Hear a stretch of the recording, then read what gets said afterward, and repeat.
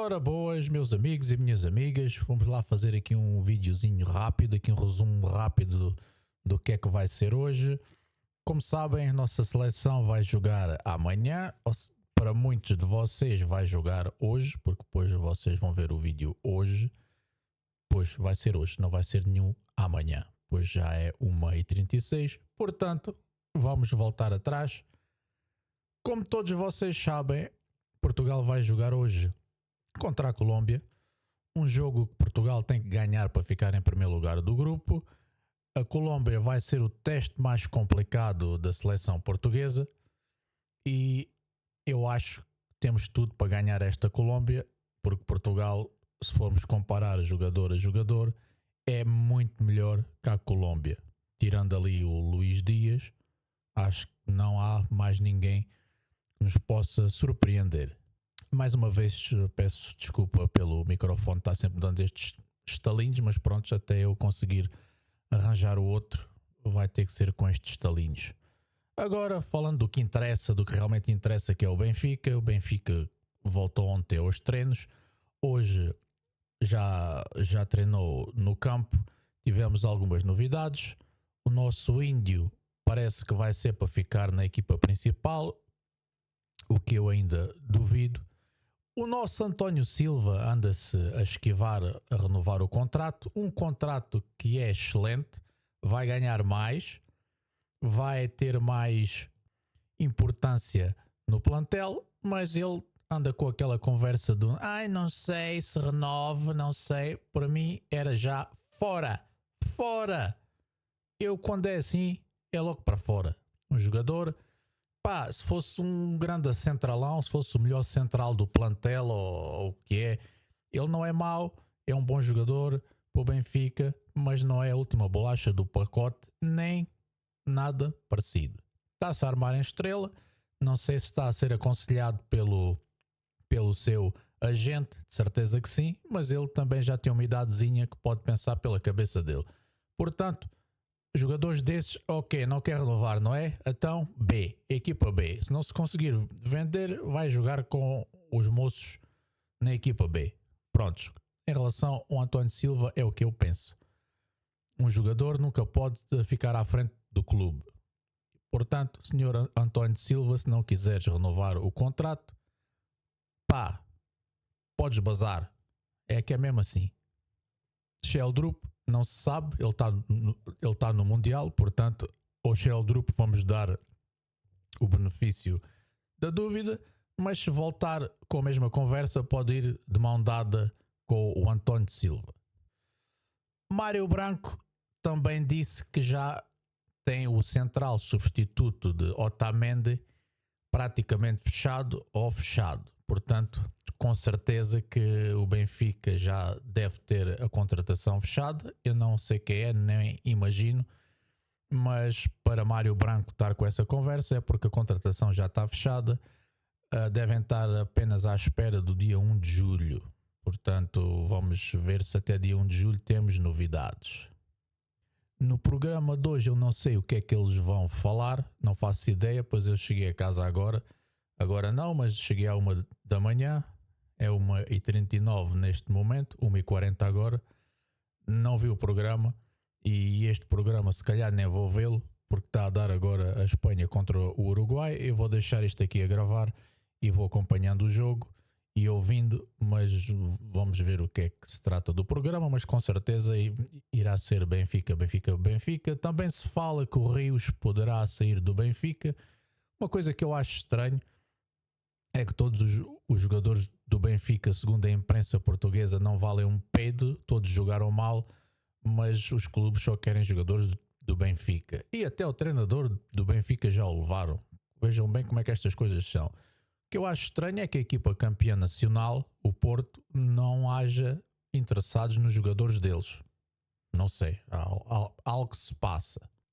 Eu baixei agora aqui o volume aqui do compressor, não sei se vais fazer estalinhos ou não, mas eu estou mais preocupado é com o compressor em baixo, que isto se calhar vai estar o volume muito baixo, mas eu também não vou falar muito, portanto acho que depois digam-me vocês se depois de eu ter abaixado o compressor, se o volume ficou igual ou se é a mesma coisa. Pelo menos agora já não está a fazer aqueles estalinhos irritantes.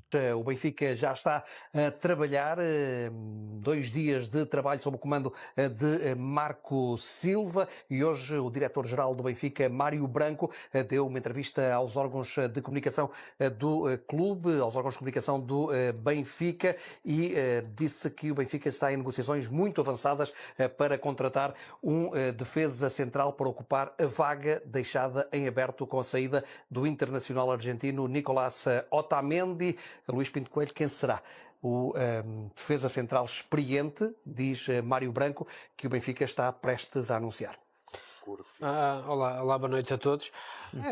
Vamos ver, eu acredito que seja um central esquerdino, experiente e que não esteja no Mundial. Lembrei-me agora de Juan Jesus, por exemplo, que está livre no mercado, e o Benfica procura também um bocadinho isso, jogadores que possam estar livres. Poderá ser uma opção, mas não tenho nenhuma informação, estou a dizer, a especular um bocadinho. Quando tu falas de um central experiente, apesar de tudo, há alguma diferença de um jogador de 27, 28 anos ou um jogador de 33 ou 34 anos? Sim, mas para estar livre no mercado, sendo esquerdino, também não há assim tantas opções, ou então terá que ser um jogador que não esteja livre, mas que seja relativamente barato. Parece-me um bocadinho essa a opção do Benfica, mas eu acho que não estará no Mundial, não é? Porque pelo que ele deu a entender, estará a trabalhar na próxima semana. Acredito que se calhar quarta-feira, dia 1, o Benfica não deve querer apresentar, para não contar neste exercício financeiro, e apresentar dia 1, mas lembrei-me agora desse nome, até por ser esquerdino e já foi associado também ao Sporting por estar livre. Poderá ser um jogador que o Benfica esteja a pensar, talvez. Jaime, tem lógica este raciocínio que o Luís Pinto Coelho está a fazer, de ser um jogador que não esteja no Campeonato do Mundo? Olha, há aqui duas interpretações. Boa noite, em primeiro lugar, a todos e aos espectadores. Há aqui dois lados desta questão. O primeiro é a contratação propriamente dita de que estamos a falar. E eu diria que, se for um jogador livre no mercado, o dia 1 ou dia 30 não tem influência.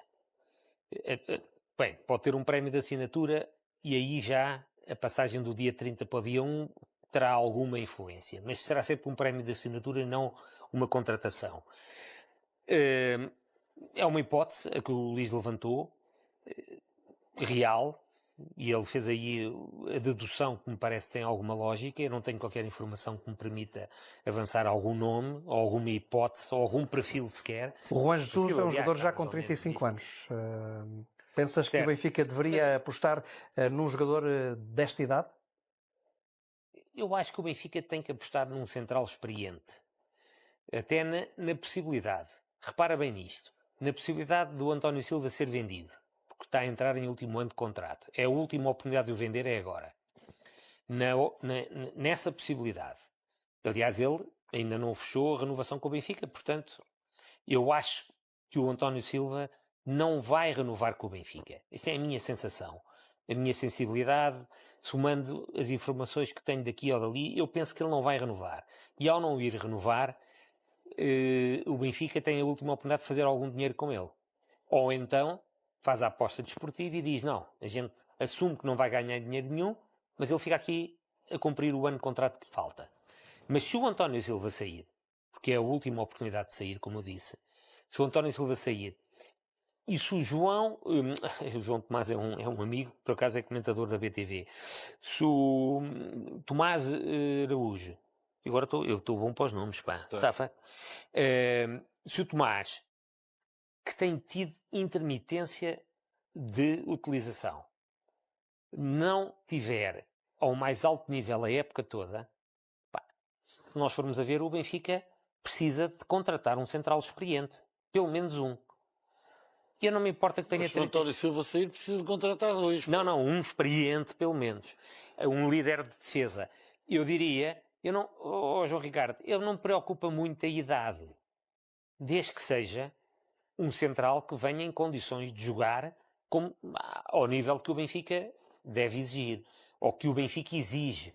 E, portanto, a idade aí não me importa muito. Claro, se vier um central em fim de contrato com 28 ou 29 ou 30 anos, tanto melhor, mas isso também no mercado há de ser difícil de encontrar. Com essa idade, livres. Agora, a segunda parte desta questão é o seguinte. Esta entrevista do Mário Branco hoje, não acontece por acaso, é porque há uma Assembleia Geral amanhã. E, portanto, também interessa passar informação para fora, porque o Benfica, honra-lhe seja feita, entre outras coisas, tem tratado destes processos completamente no silêncio. Ou seja, não se sabe nada. Não se sabe nada. E, nesse sentido, ele vir hoje dar umas dicas sobre um ponto de situação, em véspera da Assembleia Geral, que vai discutir futebol ainda por cima, que foi criada nos estatutos de propósito para discutir as performances desportivas do clube, mas claro que vão ser as do futebol à cabeça de tudo e a ocupar imenso do tempo, não é, por acaso, não é ingênuo que venha hoje o Mário Branco dizer estamos prestes a fechar o central que vem fazer as vezes, vamos dizer assim, do Otamendi, e deixou mais algumas indicações. E, portanto, não sei se está tão para breve quanto isso, mas também reconheço que à direção interessava dizer qualquer coisa hoje, porque há Assembleia amanhã. O que é certo é que o Benfica até ao momento contratou apenas um jogador, apenas uma aquisição para esta época, o brasileiro Gabriel Índio, um jovem de 17 anos, também ele defesa central, esquerdino. Contavas, Manel, que o Benfica nesta altura, já com o início dos trabalhos, já leva 2 dias de trabalhos, contavas que o Benfica tivesse mais avançado nesta questão das aquisições? Parece-me que, de alguma forma, em relação ao central, é claro que o Benfica precisa de um central experiente. Eu não sei que idade tinha o Otamendi quando veio para o Benfica. 30, 31? Não, tinha mais. Tinha mais. Ele saiu agora com 38, teve cá 6 épocas. Sim, tinha 32, 33. 32. Sim. Mas precisa de um central experiente, com qualidade, e que seja acessível. Quer dizer, hoje o acessível, a escala mudou. Antigamente o acessível era entre 8 e 10 milhões, agora o acessível é entre 15 e 20. Quer dizer, o acessível e um jogador hoje de 20 milhões é um jogador caro. Quer dizer, não me acredito que o Benfica esteja na disponibilidade de pagar esses valores para um jogador com 35 anos, ou mesmo, a não ser que esteja livre. E um jogador com 35 anos é para fazer. Está livre. É para fazer uma época ou duas. Em relação às contratações. Não, desculpa, com idades que chegam aos clubes, vê lá o Pep com que idade chegou ao Porto. Por exemplo, esta última vinda, com que regressou, com que chegou para regressado ao Porto. Está bem, mas isto são exceções, não acho. Não me parece que isso seja a regra. Depende da condição física dele. Agora, em relação às possíveis ou futuras contratações, eu penso que o Marco Silva entrou agora e provavelmente quer ver o plantel a trabalhar e quer perceber aquilo que precisa ou não precisa. Eu provavelmente há jogadores que não conhece bem e que precisa de os ver, observar, vê-los em ação, em treino, em jogo, para perceber se de facto, isto afinal não é o que eu pensava, ou ultrapassa largamente as minhas expectativas e, portanto, eu não conhecia este jogador e afinal não precisamos de um jogador para esta posição, porque afinal o que cá temos é bom ou não. E, portanto, não estou surpreendido. Entrou um treinador novo, provavelmente querá conhecer o plantel e perceber quais são as lacunas, se elas existem ou não, e o que é preciso.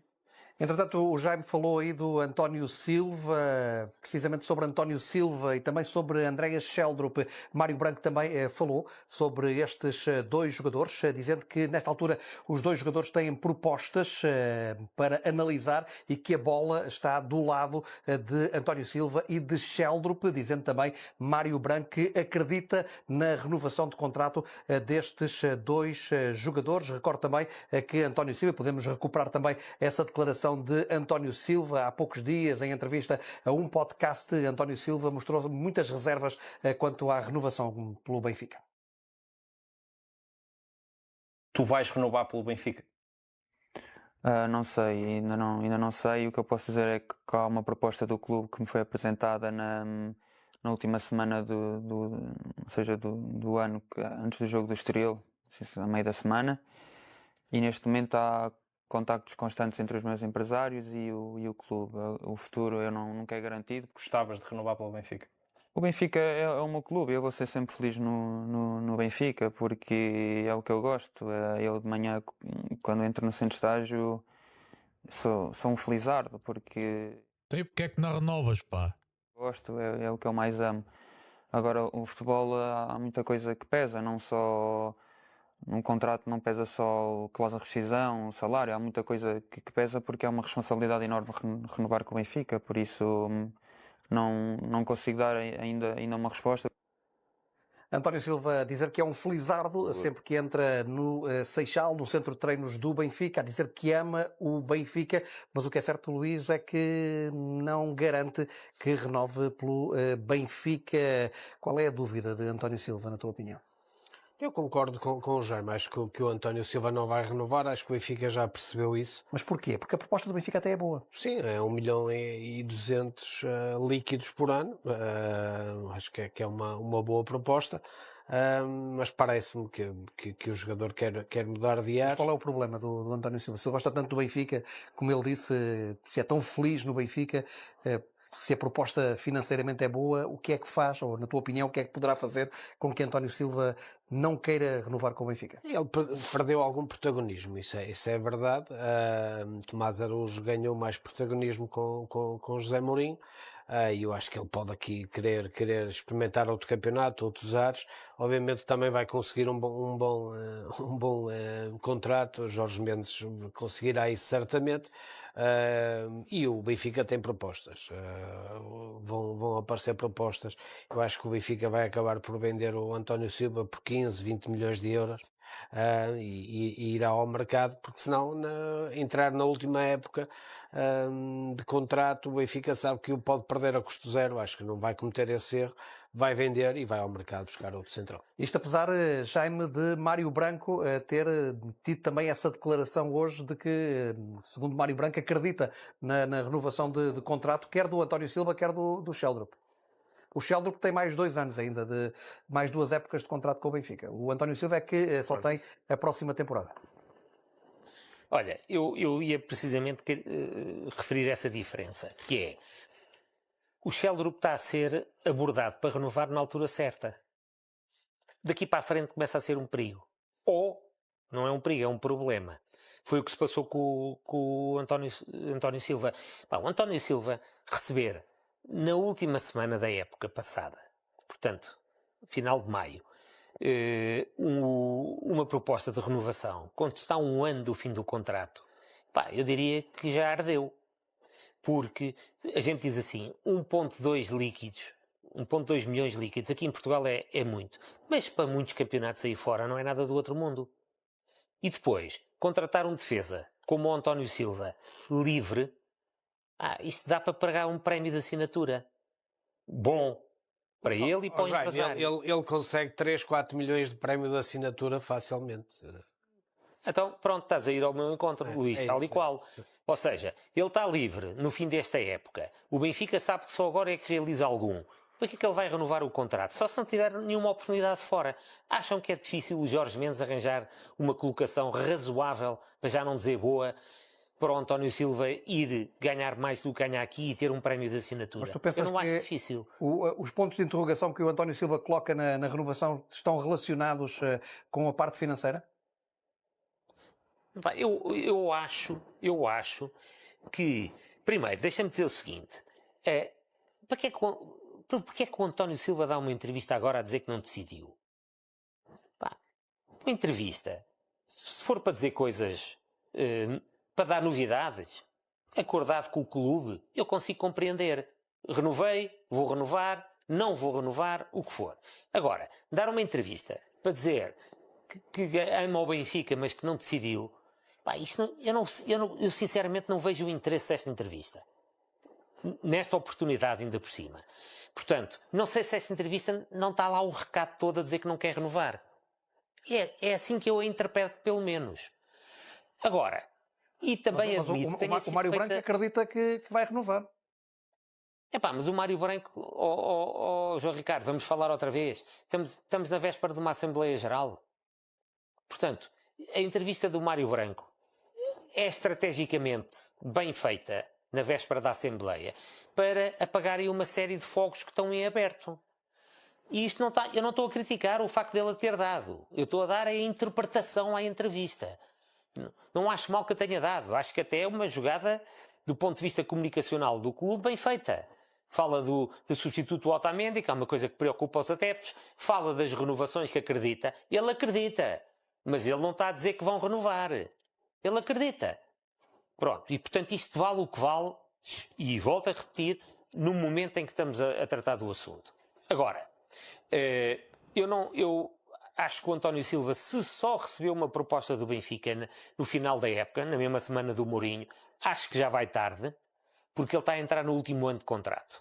E não sei, não percebo porque é que se deixa, se é que foi assim, atenção, porque é que se deixa chegar o assunto tão tarde. E sabendo-se, pelo menos foi o que veio a público, que ele teve uma oferta generosa da Juventus em janeiro para ir para a Itália. Penso que até o Jorge Mendes falou publicamente disso na altura. Talvez até tentar pressionar o Benfica. Julgo, o Luís terá isto na memória dele. Foi das Juventus, foi. E penso que falava-se em 35 milhões. Por aí.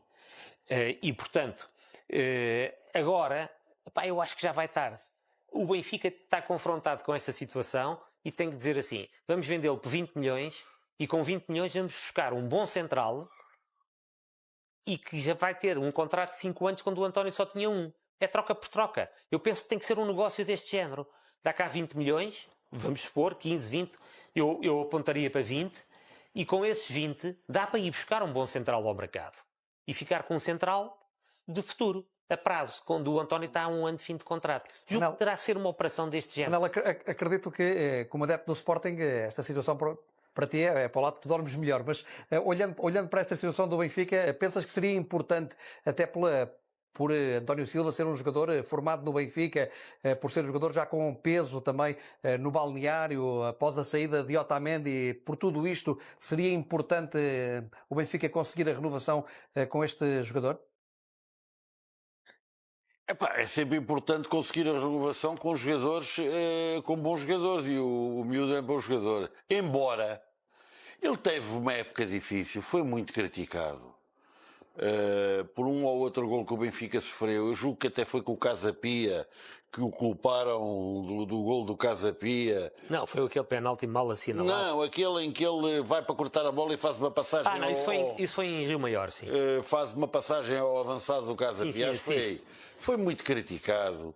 Já se falou da saída dele na época passada. A novidade não é esta época. Já na época passada se falava na renovação ou não do António Silva, numa possível saída. Portanto, o processo só se foi arrastando ao longo destes meses. Mas deixa-me dizer que, ao contrário do que a maioria das pessoas pensa, olhando para aquilo que foram os minutos de António Silva na época passada em comparação com o Tomás Araújo, o António Silva teve mais minutos do que o Tomás Araújo.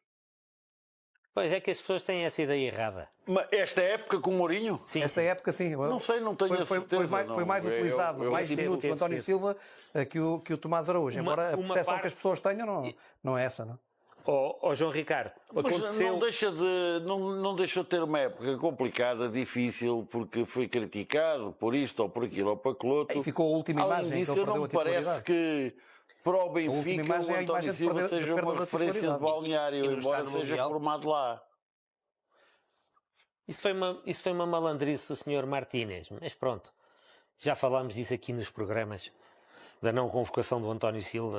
Já agora tu relacionas também o facto do Benfica hoje, ficou a saber-se que o Benfica recebeu os 15 milhões do Real Madrid relacionados com a ida da transferência, a saída do José Mourinho do Benfica para o Real Madrid. O Benfica já tem os 15 milhões de euros na conta. O facto da notícia ter sido também conhecida hoje, relacionas isso também com a Assembleia Geral de amanhã, ou com as Assembleias Gerais de amanhã?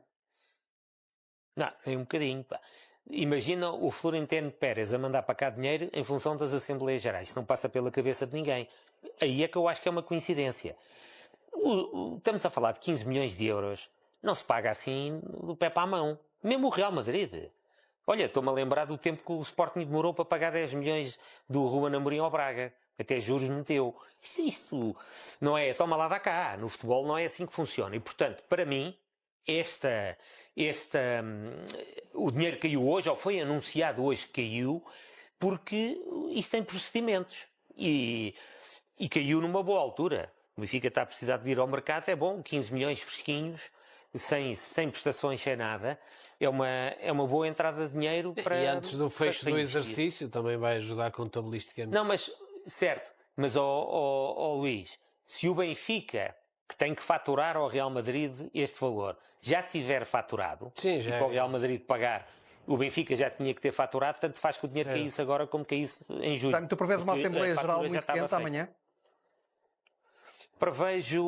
Prevejo quente e já agora desejo que corra civilizadamente como o Benfica deve impor a todos os seus associados. O Benfica Clube não, a história do Benfica deve impor a todos nós associados que a Assembleia corra com as críticas todas, com as perguntas todas que queiram ser feitas ao Presidente e à Direção. É para discutir futebol. Eu já há pouco disse, esta Assembleia Geral é fruto da alteração dos estatutos e é uma novidade. Eu nem estava de acordo com isto, devo dizer. Acho que não faz sentido ir para uma Assembleia Geral discutir futebol. Eu disse isto ao João Diogo Manteigas, que é o criador desta mudança estatutária, ou o proponente desta mudança estatutária, e disse-lhe, pai, não concordo nada com isto. E que também estará Acho que o certamente futebol amanhã na Assembleia, não é? Claro. E o futebol dos clubes não é para discutir na praça pública. E a Assembleia Geral, por mais que não se queira, vem tudo cá para fora. E nas Assembleias Gerais as pessoas... Há momentos mais emocionais, há momentos mais agressivos verbalmente, e isto é o que alimenta cá para fora as coisas. Pá, eu não concordo, mas marcarei presença. Luís Filipe Vieira também estará na Assembleia. Sim, mas penso que não vai falar. Tanto quanto eu julgo saber, ele não vai falar. Vai marcar presença, mas não vai falar. Se calhar, em últimas circunstâncias, se sentir necessidade de defender a honra por uma razão qualquer, o que for, mas em condições normais, eu penso que ele não vai falar. Pensas que os outros candidatos que foram derrotados nas últimas eleições também estarão presentes? Penso que sim. Muitos deles não fecharam a porta à possibilidade de se voltarem a candidatar. E nessas circunstâncias não podem deixar de marcar presença nas Assembleias Gerais e ser ativos nas Assembleias Gerais, discursarem e marcarem presença digo eu agora, têm que marcar pela positiva, têm que ser críticos construtivos, não é para ir para lá para botar abaixo. Isso não leva a coisa alguma. Mas penso que todos os candidatos deverão estar, embora, pela minha percepção, o João Noronha Lopes dificilmente se voltará a candidatar, mas qualquer um dos outros penso que não tenha a porta fechada e, nesse sentido, a presença eu diria que é obrigatória. Manel, pensas que de alguma forma, depois daquilo que foi a época do Benfica, apesar das eleições terem sido há pouco tempo, há poucos meses no Benfica, há menos de um ano o Benfica teve esse processo eleitoral, pensas que nesta altura Rui Costa é um presidente fragilizado?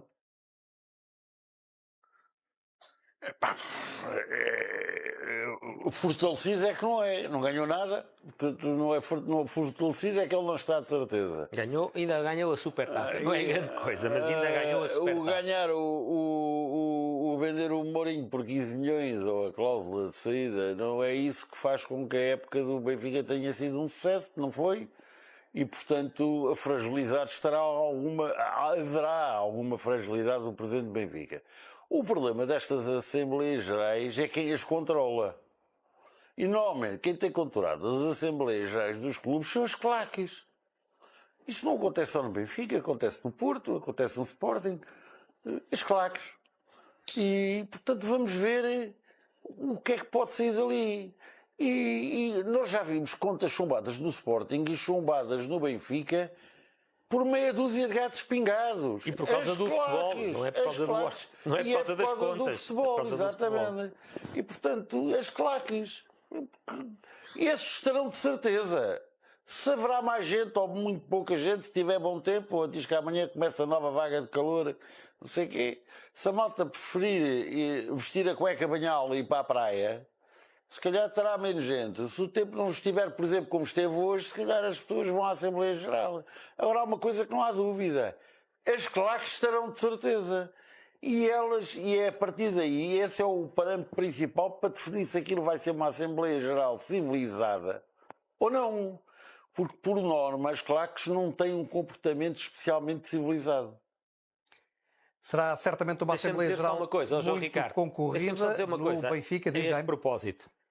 Não, a este propósito. Porque eu queria deixar aqui uma palavra de apreço pela forma como as Assembleias Gerais têm sido conduzidas pelo José Pereira da Costa, que substituiu em circunstâncias anormais o Dr. Fernando Seara, e ele também, doutor, atenção, o José Pereira da Costa, tem tido uma, eu diria, quase exemplar condução dos trabalhos das Assembleias Gerais, e muito fruto dessa forma de intervenção, as Assembleias Gerais têm corrido bem, apesar das polémicas que têm sido suscitadas à volta do clube. E inclusive, só para fechar mesmo, inclusive foi exemplar a forma como foram organizadas as eleições, com a adesão que todos nós sabemos. Rui Costa será certamente muito questionado pelos sócios do Benfica. Luís, como é que vês nesta altura a força da liderança do presidente do Benfica, Rui Costa? Esta aposta que ele faz, por exemplo, em Marco Silva é uma cartada decisiva para aquilo que será a continuidade de Rui Costa como presidente do Benfica, ou seja, depende também do sucesso desta cartada que ele joga da aposta em Marco Silva? Sim, parece-me claramente que se o Benfica fizer uma época outra vez ao nível que fez esta última, imaginando que fique em terceiro lugar, acho que o Rui Costa vai ter muitas dificuldades, e acredito que possam existir eleições antecipadas, por isso. Eu acho que o Marco Silva é bem visto pelos adeptos. Agora vamos ver se o trabalho corre bem. Eu acho que o Benfica já está um bocadinho atrasado relativamente à preparação da época. Estamos a falar, o Benfica vai jogar daqui a 20 e poucos dias. Menos de um mês. Por isso... e vai E já ter... sabe o adversário, que é o St. Gallen de Sim, Suíça. que já está mais adiantado na preparação, até porque começa o campeonato mais cedo. E já tem jogos marcados de preparação. E o Benfica vai ter vários jogadores no Mundial. E eu acho que obviamente que agora tem que agilizar processos, e acho que o Rui Costa obviamente que vai estar preso ao sucesso do Marco Silva. Luís, é preciso dizer, não é preciso lembrar que o ano passado o Benfica teve muito menos tempo a preparar a época e fez o apuramento para a Champions. Talvez tenha pago as favas mais tarde, mas com menos preparação e até com menos férias, e com adversários naturalmente mais difíceis, porque estávamos a falar do apuramento das Champions, não deixou de o conseguir fazer. Eu acho que este atraso na apresentação de contratações, atenção que a equipa começou a trabalhar ontem, e não foi a trabalhar, foi exames médicos, todos estes procedimentos próprios do arranque das épocas. Mas hoje já treinou. Portanto, sim, hoje já treinou, mas começou ontem com esse tipo de trabalho, e eu acho que este tempo que o Benfica não tem estado, no qual o Benfica não tem estado a apresentar contratações, e isto vai ter mais algum pela frente ainda, eu acho que tem um benefício de dar tempo ao Marco Silva para olhar bem para as opções que tem dentro de casa. E o Benfica vai disputar a Liga Europa. Mas pensas até para alguns jogadores que estavam no plantel da época passada e que tiveram pouco tempo de utilização com José Mourinho? Sim, por exemplo, porque o Marco Silva, aliás, não é tão conhecido por apostar em miúdos, é mais conhecido por reciclar jogadores. E, portanto, essa é uma tarefa que ele necessariamente tem no Benfica, porque o Benfica fez o ano passado alguns investimentos avultados em jogadores que não produziram ainda de acordo com o valor pelo qual... E tu acreditas que algum desses jogadores que não vingou na época passada pode agora apresentar um rendimento diferente para melhor com o Marco Silva? Toda a gente fala, porque até o próprio Marco Silva falou no Sudakov, por exemplo, que já veio mais cedo para arrancar a preparação mais cedo, portanto está motivado. Era um caso o ano passado e continua a ser. Mas, por exemplo, jogadores como Barrena Cheia, jogadores como Manu, jogadores como Ivanovic, acreditas que estes jogadores podem ter uma nova vida com o Marco Silva? O Barrena Cheia não sei, porque o Barrena Cheia teve muitas oportunidades. Agora, o Sudakov quase todas as vezes que jogou foi à esquerda, não foi no lugar dele. Depois fez uns jogos no lugar dele e até melhorou de produção, se todos nos lembramos. O Manu não teve oportunidades, veio de uma lesão gravíssima, não fez para a época, está na altura de mostrar o valor. E quem é que tu me falaste mais? Ivanovic. Também não teve muitas oportunidades e também jogou muitas vezes a partir da esquerda para o meio e não no meio. E, portanto, são jogadores que vão partir do zero. Aliás, vão todos praticamente partir do zero e, portanto, estão todos em pé de igualdade. Nesse sentido, estão vários da formação metidos nestes trabalhos de pré-época. Se tudo isto está a ser feito conscientemente, e eu acho que está a ser feito conscientemente, mal seria, eu não estou preocupado. Porque, primeiro, dá esta oportunidade e depois porque o Benfica vai aparecer com as contratações e eu já vi muita contratação chegar, ser posto a jogar e vingar logo, sem cá adaptações nenhumas. E, portanto, não é o que mais me preocupa neste momento. Olha, José Mourinho, entretanto, deu também uma entrevista a um podcast em que analisou a época do Benfica, o agora técnico do Real Madrid, comentou o facto do Benfica ter terminado o campeonato sem derrotas, embora não tenha ganho o título, mas com a ironia habitual, disse José Mourinho que venceu 8 campeonatos, mas nunca tinha feito um campeonato invicto e, portanto, considera este o 19ª conquista de campeonatos no seu historial. I won 8 championships, Yeah. but never unbeaten. Okay. So now this one counts 9. It's not a title, but it's a good feeling. Yes. It's a good feeling. It's a feeling that, cool down the bad feeling of not winning winning the title. And by not losing matches and by scoring a last-minute goal that gives you the draw and gives you that title of unbeatable is something that the fans like and is a kind of showing respect to them. O estatuto de invencível é, no fundo, o 9º título de José Mourinho. É isso que diz o técnico agora do Real Madrid. Manel, isto faz sentido? Aquilo que eu percebi agora para a entrevista tinha outra percepção, mas agora aquilo que vi é que ele está a brincar, pá. Penso eu que é suficiente. Não, ele até diz ao entrevistador, se queres uma resposta divertida ou humorada... Exatamente, quer dizer, se o Zé Mourinho, eu penso que ele tem o senso comum suficiente para não considerar aquilo que está a ser divulgado pela comunicação social, que o facto de não ter fora perdido... de contexto. Sim, o facto de não ter perdido jogo nenhum num campeonato é um título, pelo amor de Deus, quer dizer, ele até diz a pergunta, como o Jaime disse ao entrevistador, queres uma resposta divertida e tal, irónica? Não valorizo muito. Toda a gente sabe que o Zé Mourinho tem um ego enorme.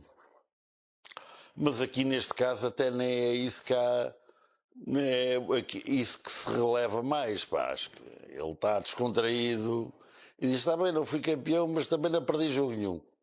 Basicamente é isto. Portanto, Jaime, consideras isto uma brincadeira de José Mourinho? Olha, primeira nota. O Mourinho já não é treinador do Benfica. Mas falou do Mourinho Benfica. já é passado. Sim, mas falou do Benfica. O Mourinho já é passado. É que o Benfica está muito caladinho e como o Benfica é que dá audiências, agora tem que se pegar em tudo. Até numa resposta de brincadeira do Zé Mourinho se faz disto horas e horas de debate.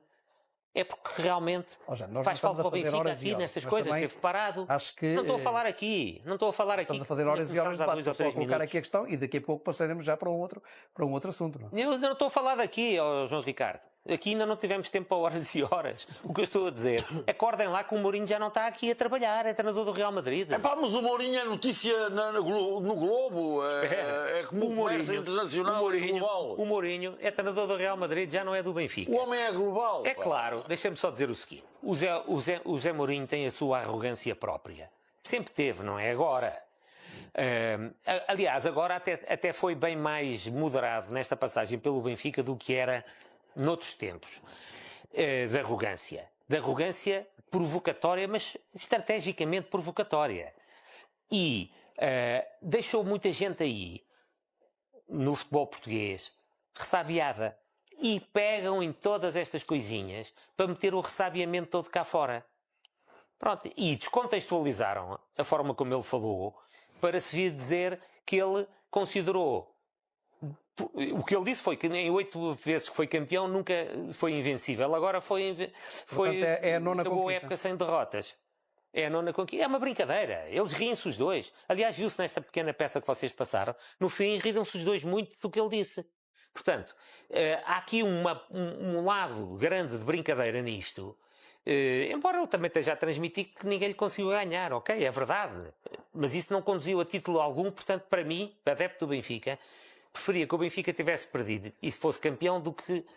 E aliás eu e qualquer adepto, não é? Não me importava nada que o Benfica tivesse... Aliás ele, das 8 vezes que foi campeão, perdeu os jogos. E portanto, essa parte é que interessa, é ganhar títulos e ele não ganhou. Mas daí a interpretar-se aquilo que ele disse no contexto que foi, da forma como tentava ser interpretado, acho isso ridículo. Luís, o que é que parece? Acho que ele foi inteligente, acho que é um assunto difícil, obviamente, porque ele não teve o sucesso que queria e consegue, de uma forma a brincar, aligeirar a resposta. Mandar um recado. Aligeirar a resposta e dá um apontamento sobre como que é. Também eu não ganhei, mas eles também não me conseguiram ganhar e até teve os jogos contra o Porto, contra o Sporting, ninguém lhe conseguiu ganhar. Tenta O campeonato real e o campeonato virtual. Tenta aligeirar com um sorriso, brincando um pouco. Eu acho que ele é forte nisto, ele é inteligente. Obviamente que aquilo ele sabe perfeitamente que não foi uma época positiva. Ele é inteligente, mas consegue de um tom leve, brincar com aquilo e deixar um pequeno apontamento. Luís, deixa-me aproveitar aqui a tua presença porque és especialista em mercado de transferências. Fala-se de Nápoles, Milan e Bournemouth para Richard Rios. O que é que podes adiantar sobre este suposto interesse de 2 clubes italianos e um clube inglês? Sim, há muito interesse no Richard Rios. Não há, pelo que eu sei, não há propostas, mas há sondagens e o Benfica aqui vai deixar, obviamente, correr o Campeonato do Mundo, ver o que é que acontece também no Campeonato do Mundo. É adversário de Portugal. Que agora, amanhã, é adversário de Portugal. E a Colômbia também já está apurada. Já está apurada. E ver o que é que acontece. Se ele engata, por exemplo, um grande jogo e faz uma grande exibição agora na fase eliminar, por exemplo, e o Benfica ter uma grande proposta. Eu acho que o Benfica vai ter que fazer uma grande venda. Vamos ver quem é que escolhe para fazer uma grande venda. Se é o Sheldrup, se é o Richard Rios. Fala-se também de Luque Bacchio, do Trabzonspor. Sabes também alguma coisa sobre esse interesse dos turcos do Trabzonspor em Luque Bacchio? Acho que é uma sondagem também, não há propostas, cá está outro jogador que está no Mundial, o Benfica também não vai negociar agora, obviamente, mas o Benfica vai ter que fazer uma grande venda. Eu acho que pode fazer uma grande venda e depois uma venda um pouco mais de 15, 20 milhões, porque também já tinha a questão do José Mourinho e outros Quando tu pequenos dizes negócios, uma grande venda, estás a pensar em que valores? de 40 milhões para cima, 40, 45 milhões, algo desse género, que poderá ser por aí negociado o Richard Rios. Acho que menos que isso o Benfica também não vai negociar, até porque custou 27 milhões. Jaime, qual poderá ser essa grande venda do Benfica? Eu acho que, para mim, deixa-me só... que Mário Branco já disse que Pavlidis vai ficar. Pois, antes de responder à tua pergunta, tu falaste aí nas classificações virtuais. Virtual são aqueles 4 campeonatos que o Sporting tem lá nas contas e que nunca os ganhou. Isso é que é mesmo virtual. Eu falei disso, porque o José Mourinho ficou a falar de uma liga virtual e de uma liga... Eu sei, mas o Mourinho, lá está, o Mourinho aqui não pode dizer nada, que é logo... Há clubes aqui na praça que metem 4 campeonatos que nunca ganharam. Isso é que é virtual. Não, eles ganharam os campeonatos, não se chamavam a campeonato nacional. Não, é que já havia campeonato nacional quando esses campeonatos foram considerados. O campeonato de Portugal já havia. Já havia campeonato nacional. Por isso é que aquilo foi chumbado na Assembleia da Federação. É porque já havia campeonato nacional. E então, se fosse assim, havia 2 campeões nessas 4 épocas, que é 4 que estão em causa, havia 2 campeões nacionais e não só um. Bem, mas estava eu a dizer, o Richard Rios. O Richard Rios é um ativo que eu penso que é apetitoso para o Benfica. para o Benfica, quer dizer, para o mercado, dos jogadores do Benfica, que é apetitoso para o mercado. Mas em todo o caso, também estou de acordo com o Luís, acho que o Benfica não se pode pôr a vender tudo o que é bom jogador. Isso já sou eu a dizer, não foi o Luís. E, portanto, os bons jogadores que tenham mercado, o Benfica tem que levar a fasquia. Aquele que eu penso que vai ser vendido, que estou convencido que vai ser vendido por tudo o que tem vindo a público, eu acho que vai ser o Sheldrup. O Benfica é provável que precise de fazer venda. E eu já expliquei aqui que não tem que ser até 30 de junho. Por questões económicas, por questões de tesouraria, eventualmente. Mas também nada é paga pronto, por isso, e estamos a chegar ao fim de junho. Eu estou convencido que a ser vendido alguém, e acho que vai ser vendido alguém, eu apostava no Sheldrup. Como venda do Benfica. Também acho. Sheldrup e António Silva acho que vão ser 2 vendas do Benfica. E é com esta indicação do Jaime Cancela de Abreu, esta convicção do Jaime Cancela de Abreu e depois também 2 golos e uma assistência no Campeonato do Mundo e desperta agora o interesse do Manchester United. Manel, o Sporting pode aqui perder o seu lateral esquerdo, Maxi Araújo. Acreditas que o Manchester United estará disposto a dar a verba que o Sporting considerar suficiente para levar Maxi Araújo, sendo que a cláusula do Maxi Araújo é de 80 milhões de euros? Ó João Ricardo, isto do futebol é o que é. O velho Pimenta Machado tinha razão. O que hoje é verdade, amanhã é mentira. De maneira que foi das coisas mais sensatas que alguém disse no futebol em Portugal. O Maxi Araújo aqui há 4 ou 5 dias disse que se sentia muito bem no Sporting, que a família gostava muito de Lisboa e que não estava a contar sair e que estava a gostar muito de estar no Sporting e ia continuar e não sei o quê, não sei o que mais. Ontem já disse que isto na vida nunca se sabe e portanto que vamos ver como é que as coisas correm. Portanto, isto de um dia para o outro já mudou e se calhar amanhã diz outra coisa qualquer e, portanto, eu desvalorizo isto completamente. Ele tem uma cláusula de rescisão de 80 milhões. Não acredito que o Sporting exija a cláusula de rescisão, mas no mínimo 60 milhões exige, de certeza, e mais os tais bónus disto e daquilo e daquele outro. Dele fazer o pino quando marca um golo, de marcar um golo sentado em cima da bola, essas coisas e tudo que há hoje no futebol. Há bónus para tudo e mais alguma coisa. Do gajo entrar a perneta e marcar um golo, e qualquer dia arranjam isso também. E portanto, epá, é o que é, quer dizer, eu desvalorizo isto.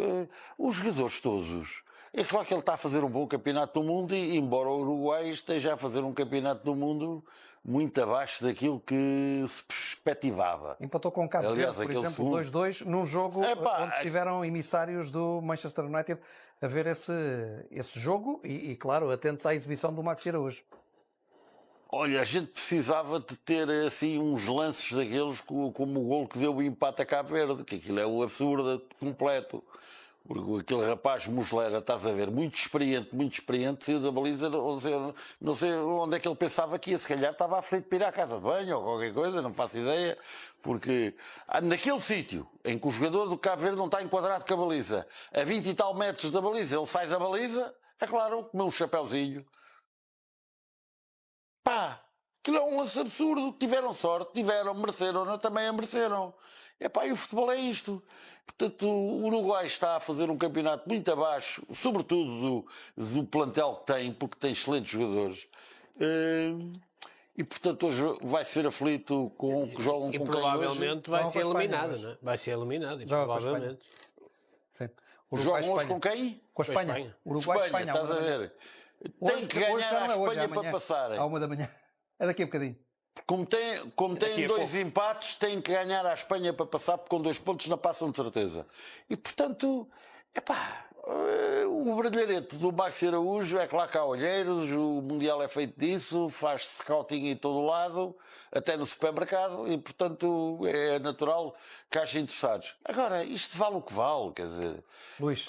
Quando o campeonato do mundo terminar, o rapaz vai de férias e depois vem os empresários e dizem que têm ofertas milionárias para o Sporting, como aconteceu o ano passado com o Jokeres, e depois não havia ofertas milionárias nenhumas, e depois havia não sei o quê, havia isto, que o Sporting tinha dito que o vendia por 40 milhões, e portanto isto são as confusões normais que acontecem todos os anos no período de transferências, Portanto, ele está no Sporting. Olha, para onde o Maxi Araújo já não deve ir... Tem uma cláusula de 80 milhões... Para onde ele já não deve ir é para o Atlético de Madrid, porque o Atlético de Madrid, Luís, contratou o Alex Grimaldo. Contratou o Grimaldo e era um jogador Não é previsível sim, que encaixava bem na ideia o Maxi Araújo, o Atlético de Madrid, que foi outro clube que se falou, estaria interessado no... E percebes que encaixava bem naquela ideia de jogo de Simeone. Eu acho que vão chegar propostas altas ao Sporting, porque eu acho que é um jogador muito procurado no mercado. 60 milhões era bem vendido? Sim, porque tem 25 anos, eu acho que o Sporting vai apontar para aí, para os 60 milhões, acredito eu, e acredito que possa... Mais aqueles bónus, não é? Que agora hoje são mais usuais. qualquer coisinha, porque eu acho que se calhar clubes da Premier League vão chegar a esses valores, porque é um jogador que faz defesa esquerdo, faz médio esquerdo, num sistema de 3 centrais faz o corredor todo, e não há muitos jogadores com essas características, e ainda para mais está a fazer um bom Mundial. É mais um destaque aqui nesta e numa competição. Se hoje, por exemplo, faz mais um grande jogo, eu acho que acabará por chegar a grandes propostas. Ainda por cima hoje é frente à Espanha. Sim, acabará por chegar a grandes propostas ao Sporting, não tenho Hoje, dúvida. amanhã. Sim. Daqui a bocadinho, não é? É daqui a bocadinho. Jaime, o Maxi Araújo, acredito que para ti, enquanto benfiquista, seria uma boa ideia vê-lo fora do Sporting. Claro. O Manel estava a falar aqui de bónus, é lembrar que o Benfica ainda agora recebeu mais dinheiro do título europeu do PSG, por causa do João Neves. Nem sei se do Gonçalo Ramos ainda viu algum, mas vai haver algum do Gonçalo Ramos agora na ida para o Milan. Ou seja... Já está fechada. É que são 2 milhões, 3 milhões... 3 já milhões, está fechada a ida dele para o Milan? Já está. São 2,8 para o Benfica, penso. Soma daqui, soma dali, soma daquela, e isto tudo somado ainda são umas massas. Então o Sporting não acaba de fazer também uns milhões com a venda do Afonso Moreira lá ao Leverkusen? Pois é, isso. Também. 6 milhões e tal. Ora bem, o que é que eu estava a querer dizer? O Sporting, até este momento, já investiu quase 80 milhões no mercado. Estamos em junho. E, portanto, deve ter contas boas para estar aí sim a meter já investimentos. E deve estar a contar com vendas. Não, espera, é aí que eu ia chegar. Segundo o Presidente do Porto, esta não é boa altura para comprar. Foi uma explicação que ele deu. Estou a pôr na voz dele, não estou a dizer eu que é boa ou é má. Não é boa altura para comprar. O Sporting já investiu quase 80 milhões. Há de vender. Segundo disse aqui o Manel a semana passada, corroborado exatamente nos mesmos termos pelo Nuno Saraiva na terça, são duas pessoas bem informadas do Sporting. O Sporting não tinha proposta nenhuma para nenhum jogador. Aliás, eu penso que o Nuno Saraiva até disse nem abordagem tem. Portanto, o Sporting não pode estar a contratar assim se não for para vender, não é? Não tem propostas, mas há de chegar a tê-las. Eu parto do princípio que a contratação deste jogador do Betis é porque eles têm qualquer coisa em carteira para o Yulman, senão não faz sentido nenhum. Claro, que também mas... Sérgio Altimira, que é o jogador que está a falar, Manela, é um jogador que custa ao Sporting 18 milhões de euros mais 4 em bónus. Foi. Portanto, pode chegar aos 22 milhões de euros. Pode.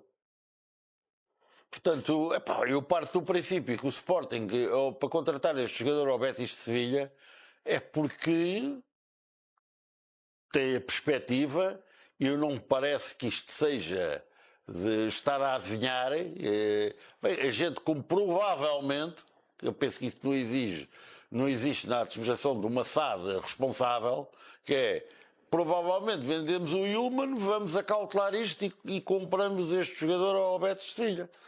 Alguma coisa haverá. Sim, agora, que aquilo que o Jaime diz é verdade, não chegaram ao Sporting propostas para jogador nenhum. Nenhum. Sim, mas, também se diz que o Ruben Amorim quer levar o Pedro Gonçalves para o Milan. Acreditas que o Sporting ficará com este contingente de todos os jogadores, os que está a contratar mais todos aqueles que já estavam no plantel? Não acredito.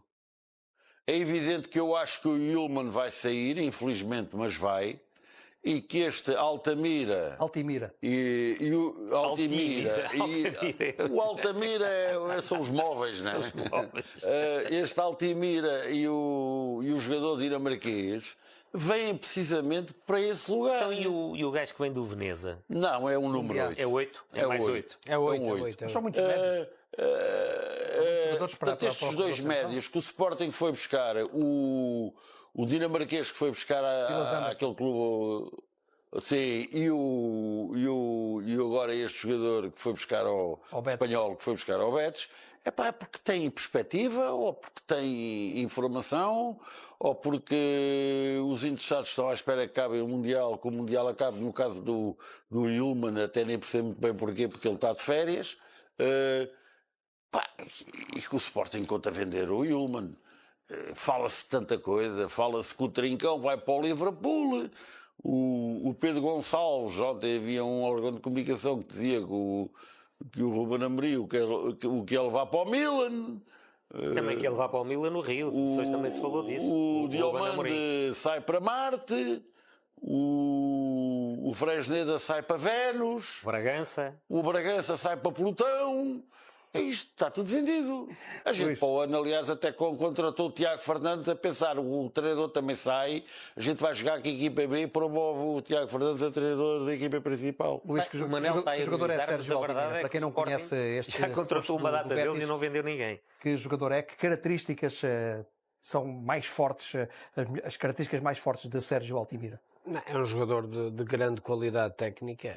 Eu acho que tem mais chegada à frente que o Yulman, embora o Yulman, se calhar, no processo defensivo ainda seja um bocadinho superior, seja mais agressivo, mas acho que é um 6-8 muito completo. É um jogador também é forte fisicamente, mas eu acho que tecnicamente até é mais dotado do que, se calhar, que o Yulman.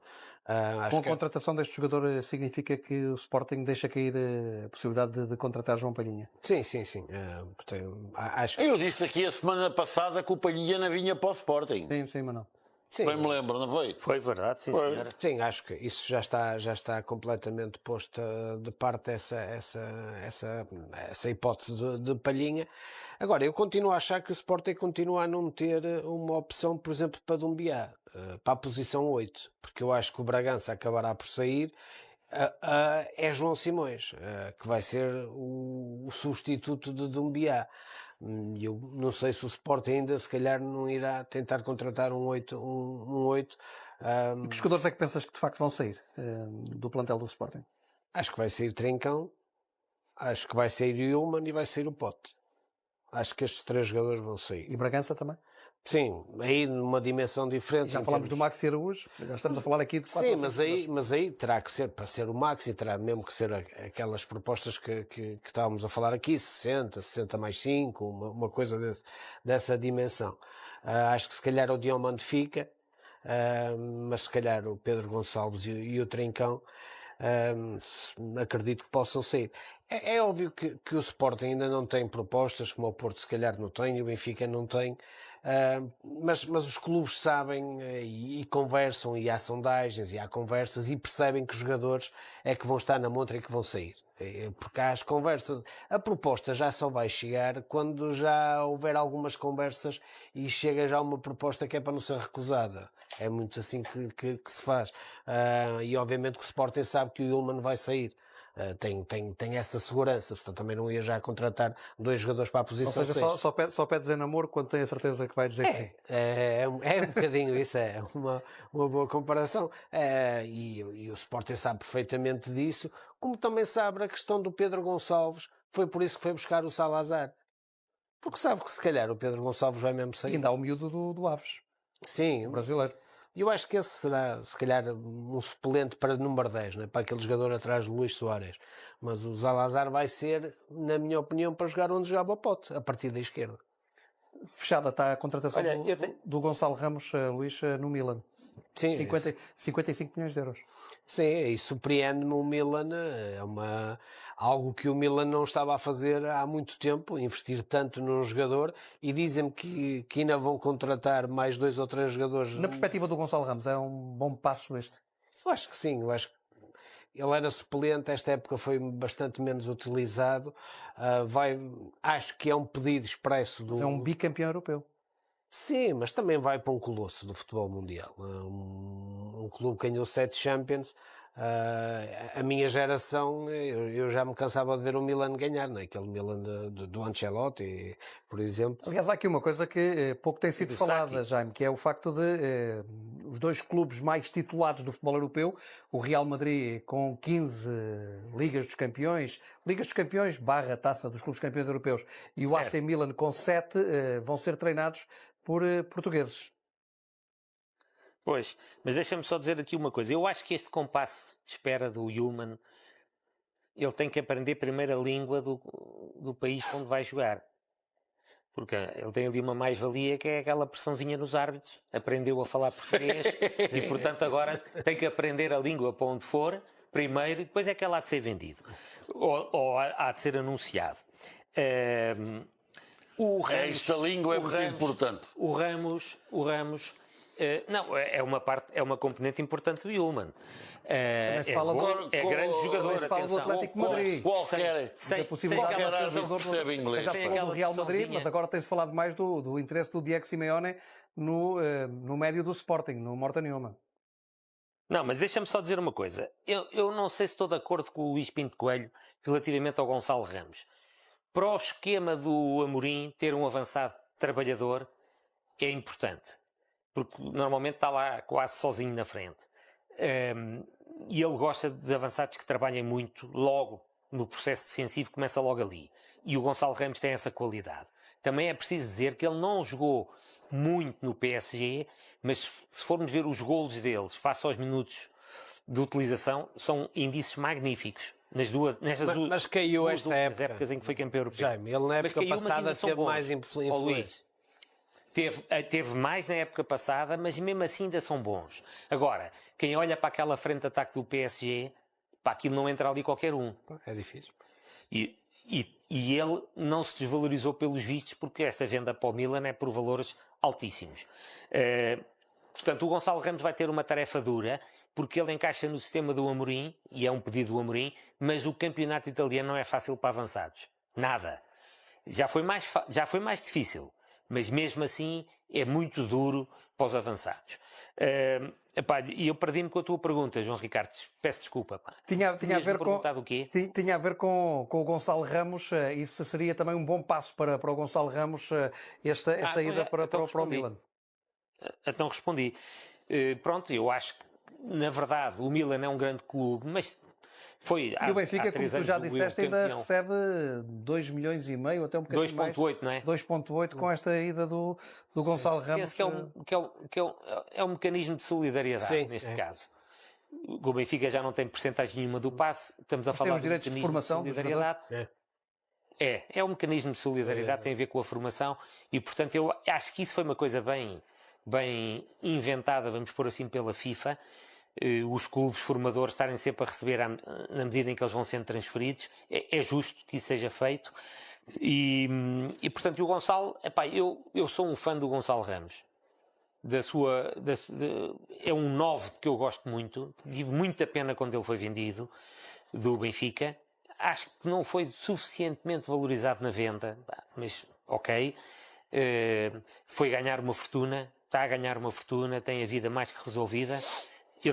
Atenção, vou-me lá esclarecer isto. Eu não sou daqueles que acham que o Benfica não pode cortar as pernas aos jogadores. Eles, quando assinaram contratos, não foi com uma pistola apontada à cabeça, e portanto, se o Benfica cumpre com a sua parte, o jogador também tem que cumprir com a dele. Portanto, coitadinho, tem uma proposta que faz 5 vezes o ordenado. Para santa paciência, que tem aí um contrato assinado. Mas estás-te a enganar no jogador.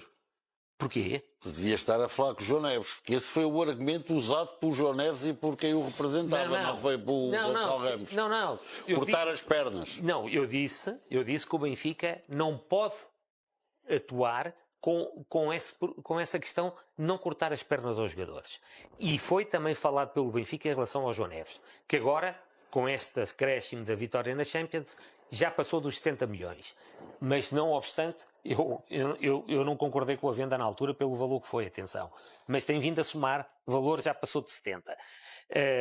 Mas o Gonçalo Ramos reverte algum para o Benfica, o João Neves reverteu algum para o Benfica, já falei disto há pouco, não me vou repetir.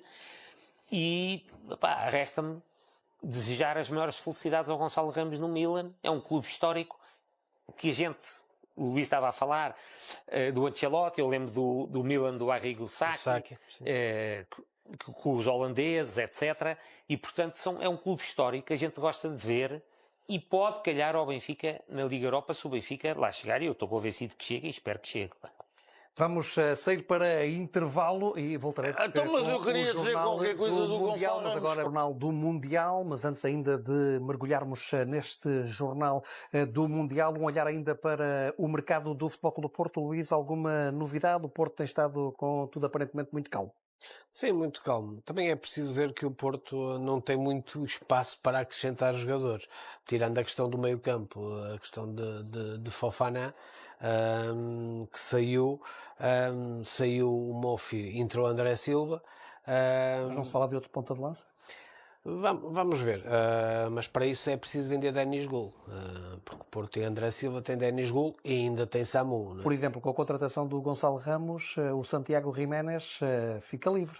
Sim, mas pela informação que eu tenho, não está nos planos do Porto, até por questões financeiras, transferência cara, salário também muito alto. Ele também não, no Milan não Sim, vingou. no Feyenoord teve muito bem, mas esta época do Milan, a primeira meia época do Milan até foi mais interessante, esta época não esteve bem. E o Porto, para contratar, também vai precisar de vender, por isso há uma posição ainda em aberto, que é a questão de Fofana ser resolvida. Lateral esquerdo, não? Sim, mas o Porto precisa de vender o Zaidu, o Francisco Moura e depois sim ir ao mercado. O Porto também não vai contratar até 30 de junho.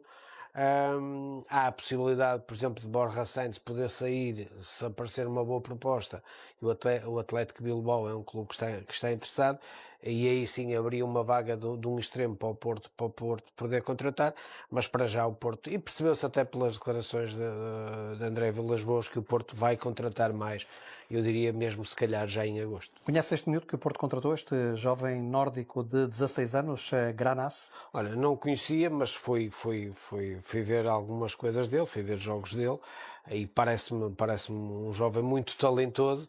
Vamos ver como é que evolui, mas eu acho que se calhar faz meia época na equipa B e depois dá o salto para a equipa A. Parece-me um jogador muito acima da média para 16 anos. Entretanto, na Federação demitiu-se Duarte Gomes, do cargo de diretor técnico da arbitragem da Federação. Jaime Cancela de Abreu, como é que interpretas, como é que vês esta saída de Duarte Gomes?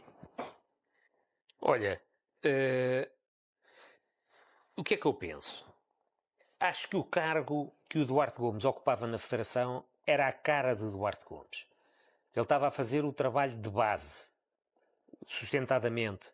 O objetivo, o foco era o futuro, não era o presente. E espantou-me essa demissão porque saiu do nada. Ninguém estava a contar com isto, ninguém sabia de nada. E Até ele por aquilo que se sabe, Jaime, ele tem uma boa relação com o Pedro Proença. Ou tinha? Pronto, mas... tinha. Porquê? Porque ele faz este comunicado e não faz qualquer referência ao Pedro Proença. E isso já me deixou de pé atrás. É sabido que não é fácil trabalhar com o Pedro Proença. O Pedro Proença é eu vou pôr aspas, é um ditador na relação de trabalho. É conhecido por isso. Eu nunca trabalhei com ele, portanto não posso confirmar por experiência própria. Mas tem fama de ser uma pessoa com quem é muito difícil trabalhar, porque eu quando digo ditador, uma certa prepotência na forma de dirigir as equipas. Agora, o Duarte Gomes só estava há um ano no cargo, e eu repito, era a cara dele. Há qualquer coisa de que ele não gostou. E um diretor técnico nacional, que eu acho que é um cargo, foi bem encontrado esse cargo, que é necessário para formar os árbitros, etc. Eu não posso, dada a função em si, relacionar esta demissão com a pouca vergonha que foram as arbitragens desta época. Agora saiu estas classificações insatisfatórias, todas somadas, dá uma data de jogos. Mas uma data de jogos. E perante este problema da arbitragem, que é muito grave, mais necessário se torna um diretor técnico nacional que faça formação a sério e que desenvolva a qualidade da arbitragem a partir da base. Não é para a época que vem, que isso não é possível. Eles estão aí todos. É para o futuro. E a arbitragem nacional tem que cuidar disso, porque não tem qualidade. Um dos árbitros que mais notas insatisfatórias teve, além daquele Gustavo Correia, não é? Uma vergonha de um árbitro, além desse Gustavo Correia, quem teve mais classificações insatisfatórias, penso que até foi o Luís Godinho, que é um dos tops da nossa arbitragem. Portanto, vejam bem o estado a que isto está. E, portanto, o estado em que isto está obriga a ter formação e a ter um projeto de formação de arbitragem como deve ser. Penso que o Duarte Gomes gostava muito de fazer esse trabalho e, portanto, espanta-me esta notícia do nada, comunicada por ele, de abandonar o cargo. Vai-se saber, fala-se, ouvi falar em problemas com o Luciano Gonçalves, eu não sei se isto é factual ou não, mas o que a gente vai ver é, num futuro próximo, vai-se saber as razões concretas dessa demissão. Manel, vamos ter que acelerar nesta reta final do programa. Acreditas que Artur Soares Dias pode ser o senhor que se segue neste cargo? Pá, é uma possibilidade, está afastado, está ali, continua ligado à arbitragem. Isto do Duarte Gomes parece-me bastante óbvio. Houve um problema, há questões internas a que ele deu importância e, portanto, motivaram a saída dele, ou recebeu um convite que acha mais interessante sobre todos os aspectos, tanto financeiramente como no aspecto curricular. De uma entidade qualquer, até pode ser estrangeira. Só se for estrangeira, cá Portugal é difícil. Estou a falar estrangeira. Portugal é difícil. E, portanto, o que o levou a sair do cargo que ocupava na Federação. Em relação ao Soares Dias, o Soares Dias que eu conheci vagamente é um homem muito inteligente. E, portanto, tem preparação intelectual, tem conhecimento da arbitragem para fazer, não sei se tem pedagogia. Porque nestas coisas é preciso. Eu também não conheço o Duarte Gomes, não faço ideia, né, como é que ele desempenhou a função dele. Mas para isto e para aquilo que o Jaime estava a dizer, é preciso ter algum sentido pedagógico. Porque para estar a orientar e ensinar futuros árbitros é preciso ter gosto nisso e ter pedagogia de ensino. E não sei se Soares Dias. Luís. Porque o Soares Dias tem essas características, tem essas qualidades, não faço ideia. Luís, também ficaste surpreendido também com esta decisão de Duarte Gomes? Sim, e depois de saber a notícia tentei saber algumas coisas e também a minha formação vai um bocadinho no que o Jaime disse. Acho que houve incompatibilidades com Luciano Gonçalves e Pedro Proença ficou do lado de Luciano Gonçalves e acho que é por isso. Luciano Gonçalves, que é o presidente do Conselho de Arbitragem. Sim, e Pedro Proença ficou, ou tirou partido, ou ficou do lado mais de Luciano Gonçalves e parece que é por isso que o Duarte Gomes então pede a admissão. Saímos agora para mais um intervalo e quando regressarmos falaremos então da Seleção Nacional que tem um jogo ainda domingo à 00:30, Portugal-Colômbia ou Colômbia-Portugal. A Colômbia está na frente do grupo com 6 pontos, Portugal tem 4, as contas são fáceis de fazer. Portugal, para ficar no primeiro lugar do grupo K, tem obrigatoriamente de ganhar à seleção colombiana, mas Roberto Martínez, o selecionador nacional, diz que não está a fazer essas contas, está só preocupado com o valor da Colômbia e em jogar o jogo pelo jogo. Acho que num torneio como o Mundial não há caminho certo, não há posição certa. O que é importante é chegar ao melhor nível dentro do balneário e isso só consegues atingir isso depois de ganhar jogos. Então o foco amanhã é respeitar muito a Colômbia, tem um desafio diferente ao nível tático dos jogos que tivemos anteriormente, mas para nós o foco é continuar aquilo que fizemos durante o segundo jogo. Portugal, que segundo Roberto Martínez ganhou confiança depois da goleada e da exibição frente à seleção do Uzbequistão. Quanto à seleção da Colômbia, Roberto Martínez descreve a seleção sul-americana como uma equipa consistente. Acho que a Colômbia é falar de uma ideia, a Colômbia é falar de uma estrutura tática muito bem trabalhada pelo selecionador e não é tanto o aspecto de se joga o Luís Soares ou não, porque acho que o selecionador também, a equipa está apurada. Agora eu acho que o grupo está num equilíbrio muito, muito bom. Equilíbrio, quando falo de equilíbrio, quando estamos juntos no campo de treino, podemos trabalhar em tudo, a parte de ganhar confiança. E nós acho que o desempenho durante o segundo jogo deu isso, muita confiança. A confiança que Portugal ganhou depois da exibição frente ao Uzbequistão. Luís, vamos ver o que é que Portugal faz frente à seleção da Colômbia. Parece-te que é assim tão irrelevante ficar em primeiro ou em segundo, ou até em terceiro do grupo? Parece-me que não. Acho que, olhando para o caminho que se pode ter, acho que o primeiro lugar era bem mais interessante, embora, sendo segundo, também há depois seleções perigosas, mas acho que... E não só pela questão do caminho que se pode ter, é que se Portugal não ganhar amanhã, vem outra vez as desconfianças e isso era complicado. Obviamente que o adversário já é de topo, já não é um adversário como o Uzbequistão, que não tinha expressão, e eu acho que Portugal faz uma exibição interessante, mas há ali alguns pormenores que me deixam alguma preocupação. A transição defensiva de Portugal ainda não me parece estar muito bem, e contra jogadores como a Colômbia tem, isso pode ser fatal. Jogadores muito rápidos. Luís Dias, por exemplo. Luís Dias, o Arias, o próprio Luís Soares, são jogadores rápidos, fortes no 1 contra 1, e Portugal tem que ter muito cuidado, e depois se Rames tiver um bocadinho de espaço, mete a bola onde quer. É uma seleção difícil e forte no meio campo também. Também na sua transição defensiva também são algo débeis, e é algo que Portugal pode explorar, a velocidade de Pedro Neto, por exemplo, ou de Rafael Leão, porque eles também são débeis nisso. Mas é um adversário, Jaime, que já pode servir mais de barómetro para percebermos como é que está a seleção portuguesa, qual o momento de forma e o que é que Portugal pode fazer neste Campeonato do Mundo. Claro, tens toda a razão. E repara nisto. Portugal foi para o Campeonato do Mundo, vai dar Portugal, isto, aquilo e aquilo outro. Depois levaram logo um banho, porque foram para lá com otimismo. Foram ao otimismo de tal maneira que o Martínez até disse que não era bom, eu tenho aqui a afirmação dele, não era bom ir para lá a falar de ser campeões do mundo, era uma coisa deste género.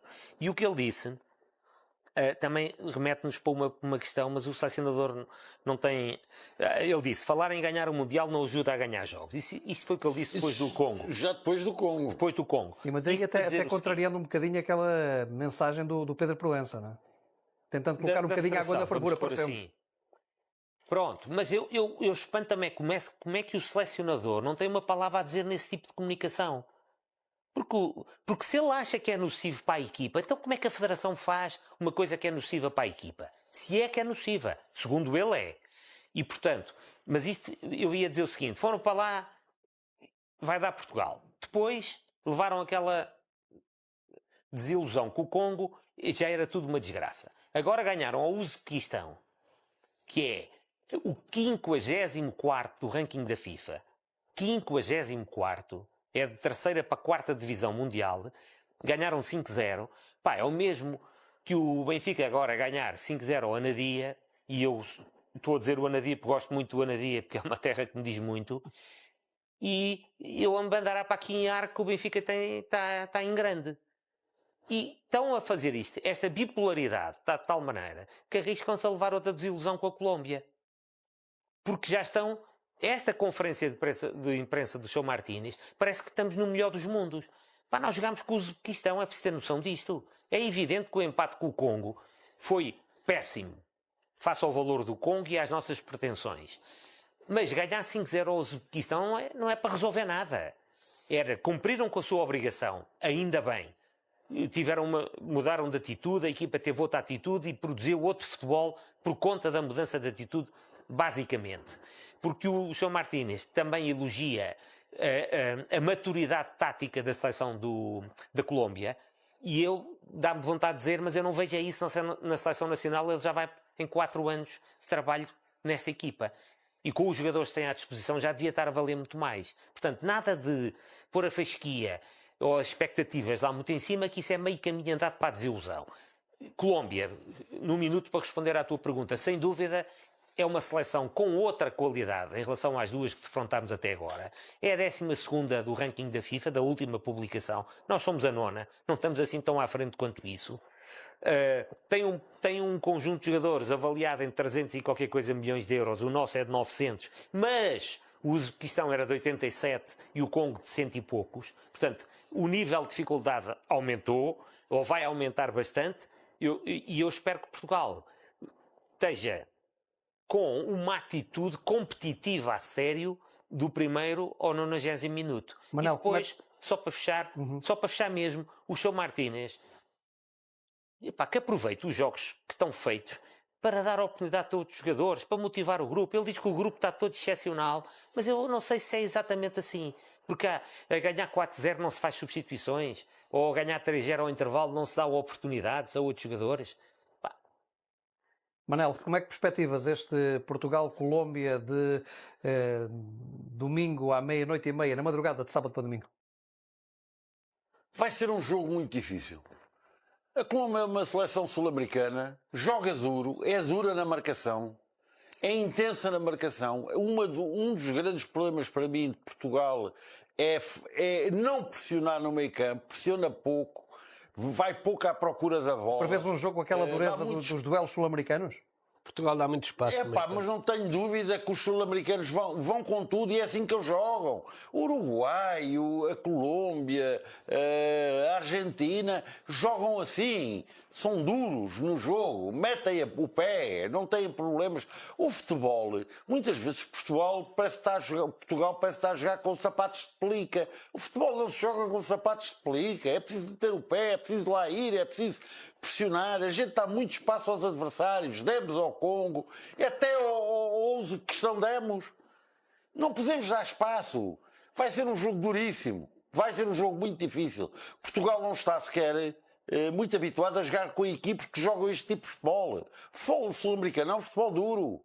Não é um futebol cá de grandes floreados. Tem Congo, que é uma equipa física. Como tem a Argentina, como tem o Brasil, mas é um futebol duro. De ir para cima dos adversários. Toda a gente aqui em Portugal fala muito do Max Araújo e da raça dele. Ele é igual a muitos no país dele. A jogar futebol é assim que eu jogo futebol.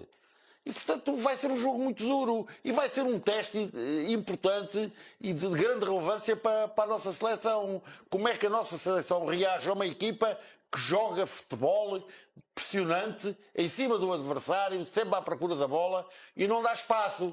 E é isso que nós vamos ver, como é que a nossa seleção pode jogar. Olha, eu queria deixar aqui uma palavra, só antes de, porque não sei se ainda vou ter tempo de falar, à prestação do Carlos Queiroz e do Gana no Mundial. Em Portugal fala-se muito de uns treinadores e fala-se muito pouco de outros. O trabalho dele como selecionador já fez um trabalho extraordinário no Irão e o trabalho que ele está a fazer no Gana é igual. O Gana foi feliz no empate com a Inglaterra, terá sido, mas o que é certo é que mostrou uma consistência com uma equipa que o Irão no Mundial anterior já tinha mostrado.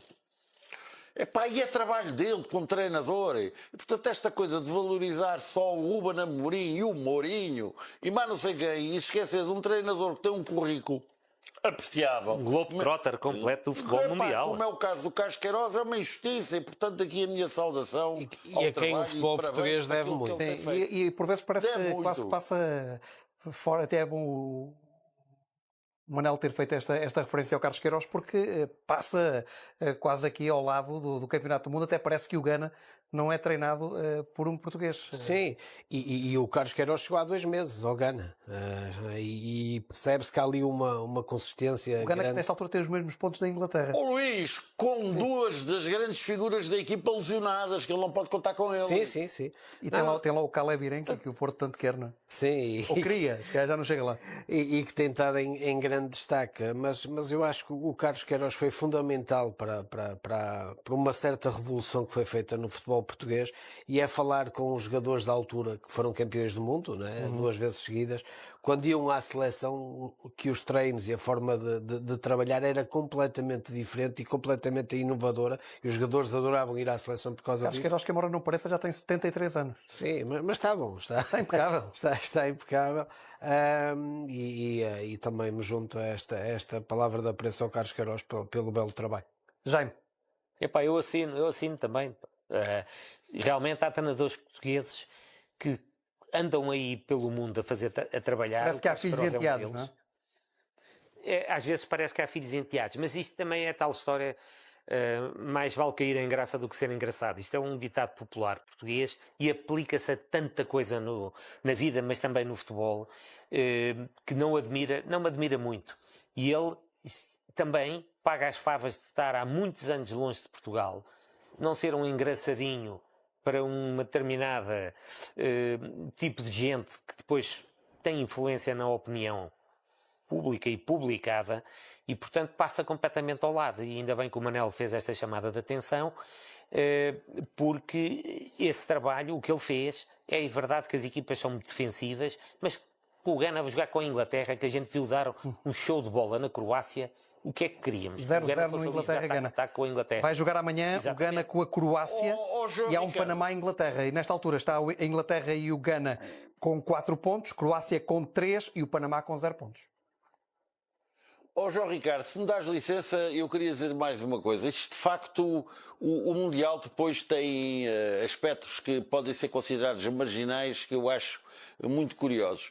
A polémica em que está envolvido o jogo entre o Irão e o Egito, por exemplo, duas sociedades vigorosamente democráticas, porque o jogo é realizado em Seattle e coincide com a Seattle Pride. Pronto. É a semana do movimento LGBT, agora tem mais mata de letras que eu não sei quais são, em Seattle. E a FIFA permitiu a presença das bandeiras arco-íris dentro do estádio, à volta do estádio e não sei o quê, e as duas federações, tanto a iraniana como a egípcia, são contra isso. Porque no Irão, para já, é crime ser homossexual, ser gay. E no Egito não é, mas há regras, não, de decoro público, disto e daquilo, que és apanhado e vais para a cadeia. No Irão até pode ser, há pena de morte para isso. E, portanto, estas sociedades vigorosamente democráticas, destes países e tal, não gostam da ideia, no dia em que vão jogar, a ver o tal Seattle Pride, a semana do movimento LGBT em Seattle. E acham isto tudo muito mal e são contra, e já protestaram com a FIFA. Querem cá bandeiras nenhumas de arco-íris dentro do estádio. O que é isto? Nós somos homens regeza, somos de grande regeza. Manel, e portanto esta coisa do LGBT, isto é absurdo. É absurdo e devia ser. A FIFA devia ser impositiva nisto. Gosta com menos. Vamos aqui agora só para esta reta final regressar ao Colômbia-Portugal, porque Roberto Martínez disse também que o jogo está a ser preparado desde março e que o facto de Portugal ter escolhido Miami como quartel-general teve precisamente como principal objetivo preparar este jogo frente à Colômbia. Para o jogo de amanhã já tivemos 13 treinos, 13 ativações. Os jogadores estão preparados para o aspecto físico e o desafio de jogar na relva, que é uma relva diferente da relva que nós jogamos em Europa, e tudo aquilo que preparamos foi preparado desde o primeiro dia que chegamos aos Estados Unidos. Então é o contrário. Se há um jogo que tivemos tempo para preparar, foi este. Acho que estamos perfectamente preparados para o jogo da manhã, porque é o jogo que preparamos com um maior número de dias. Não foi começar a preparar o jogo da Colômbia depois do segundo jogo, foi ao contrário. Um jogo preparado há 3 meses, Luís, este Portugal-Colômbia, e daí, segundo o Roberto Martínez, Portugal ter escolhido Palm Beach. Eu acho que o Roberto Martínez, e vocês sabem que eu até na maioria das vezes sou um defensor do Roberto Martínez e acho que ainda vamos ter saudades dele, mas eu acho... Achas que se for Jorge Jesus, como se diz o próximo selecionador nacional, os portugueses vão ter saudades de Roberto Martínez? Se calhar vão ter um bocadinho, porque acho que as pessoas às vezes esquecem-se. Por exemplo, o Roberto Martínez tem 12 jogos em mundiais, ganhou 8, empatou 2 e perdeu 2. Eu acho que às vezes as pessoas esquecem-se um bocadinho dos números do Roberto Martínez, mas respondendo a isso e brincando um pouco, se ele começou a trabalhar este jogo há 3 meses com os jogadores já nem se lembram do que é que falaram há 3 meses sobre a Colômbia, não é? Porque entretanto já trabalharam outros tantos jogos que já nem se lembram. Eu acho que ele aqui, o que queria referir, parece uma questão logística, a questão da ambientação, de conhecer o relevado, da questão da umidade, acho que é um bocadinho isso. E ok, a equipa técnica já conhece a Colômbia, obviamente, muito bem. Mas acho que, obviamente, que os jogadores não se vão recordar das indicações que receberam nas bolas paradas há 3 meses sobre a Colômbia, não é? Por isso acho que é um bocadinho... acho que ele não comunica assim muito bem, depois não se explica e é um bocadinho gozado. Do jogo com o Congo para o jogo com o Uzbequistão, Roberto Martínez fez 2 alterações na seleção portuguesa, no 11 de Portugal. Jaime, esperas que Roberto Martínez faça algumas mexidas para o jogo deste domingo à 00:30?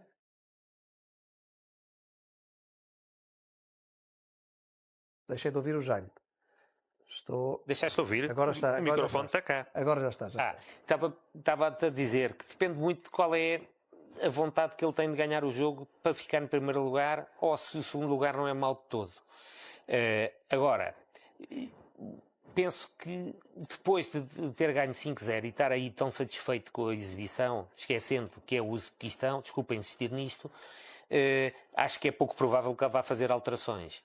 Agora, também não percebo, e vou fechar mesmo, não percebo como é que um selecionador anda há 3 meses a preparar um jogo como se o campeonato do mundo se ganhasse nesse jogo. Entretanto, já lixou 2 pontos com o Congo.